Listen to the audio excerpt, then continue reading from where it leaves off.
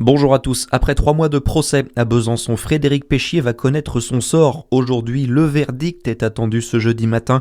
La cour d'assises du Doubs doit décider de la culpabilité ou non de l'anesthésiste. On rappelle que Frédéric Péchier est soupçonné d'avoir empoisonné 30 patients dans 2 cliniques privées byzantines entre 2008 et 2017, dont 12 sont morts.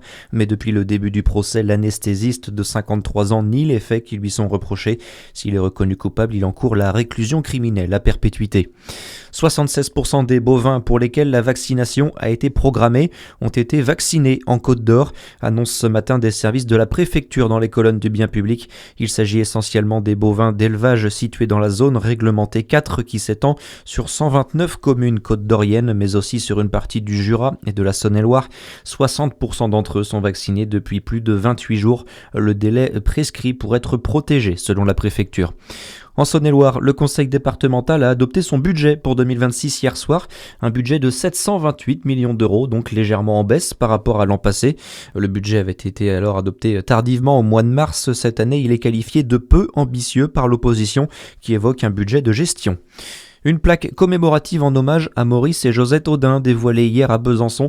La cérémonie s'est déroulée en présence du mathématicien et ancien député Cédric Villani.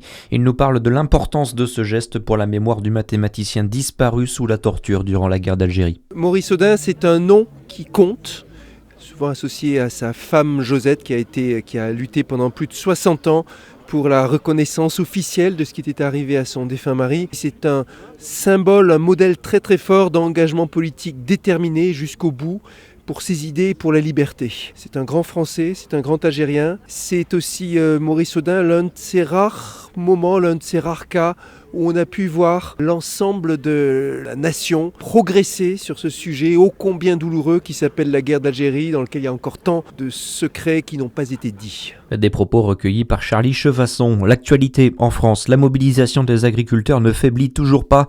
Plus de 80 actions ont été ainsi recensées hier sur le territoire par le ministère de l'Intérieur et désormais il menace de maintenir les blocages pendant les fêtes de fin d'année si les abattages d'animaux se poursuivent en cas de dermatose nodulaire. En parallèle, le gouvernement intensifie sa campagne de vaccination. Plus d'1 million de bêtes ont ainsi déjà reçu une dose. Les sports, deuxième match de préparation pour les handballeuses de la JDA. Après avoir battu Palante la semaine dernière, les Dijonnaises ont enchaîné hier soir avec un deuxième succès contre Paris 92, 27-25. Retour au championnat le 3 janvier maintenant avec le derby face à Besançon. Enfin le football et le Paris Saint-Germain engrange son 6e titre en un an. Le club parisien a décroché la coupe intercontinentale face aux Brésiliens de Flamengo hier soir au tir au but. Très bonne journée à tous sur Fréquence Plus. À suivre, c'est votre météo.